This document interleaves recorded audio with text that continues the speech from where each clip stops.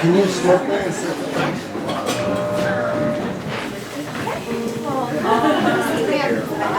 Oh, that's good. Oh, that means I missed. Okay.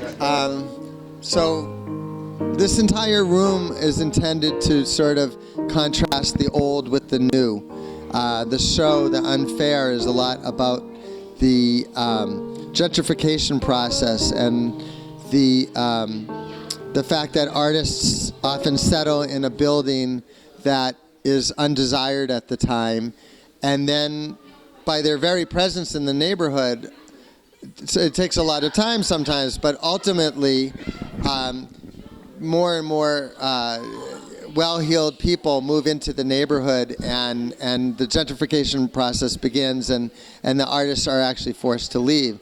So there's sort of opposing forces on the two sides of the room. On one side, you have these frames which represent the old, and they're cascading off the walls and sort of in decline, while on the other side of the room, you have this contemporary sculpture by an artist named R. Justin Stewart that represents ascension and things rising and sort of the new order and things being new and connected to the future.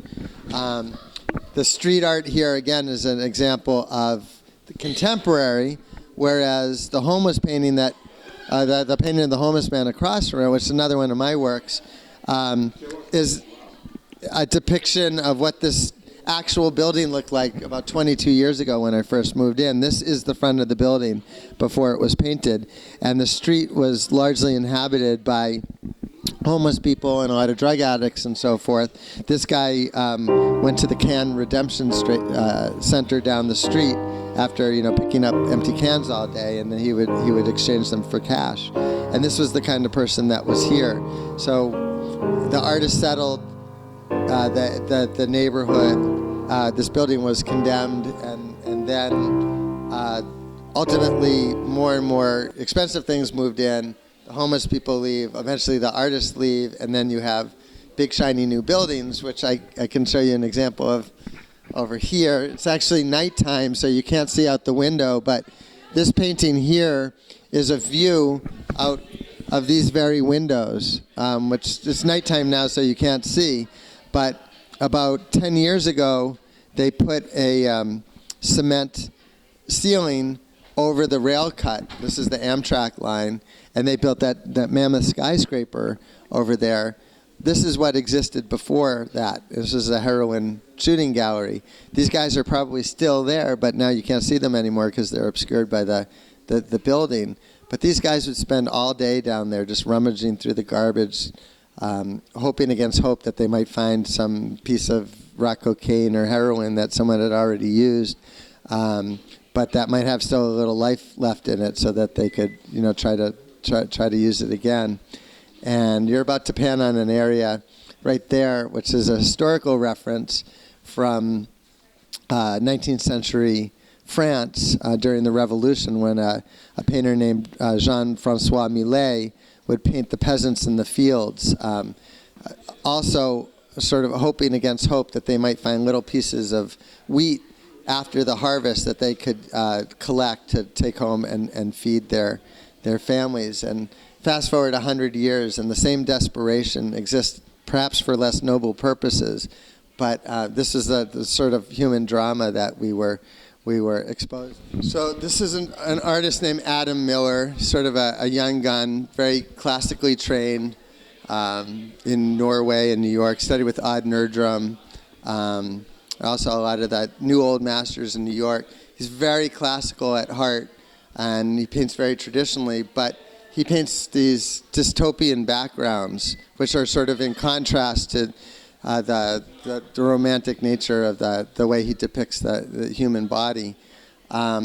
These paintings have a very, very different feel to them when they're set in a traditional gallery against white walls.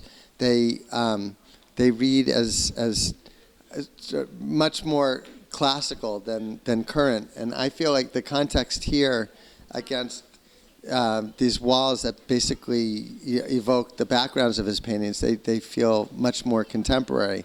And the amazing part is that that's what already exists. But just by setting them in this different context, that aspect of the narrative is allowed to be unleashed, as opposed to seeing them just as these classical depictions of the human figure. Thank you.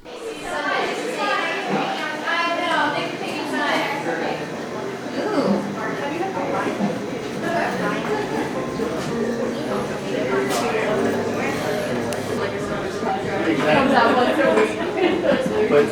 He's like, you know how happy my she was saying, well, I've had to play some key cards. And, Yeah. Which are, he's in the, and you can see in the studio. I grew up on Florida Richmond. Yeah.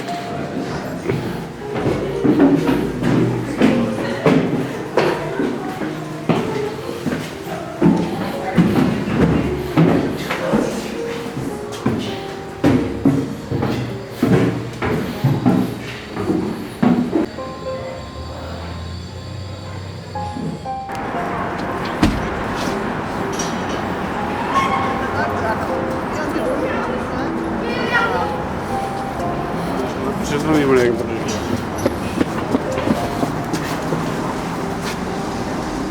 She was only going to be concerned with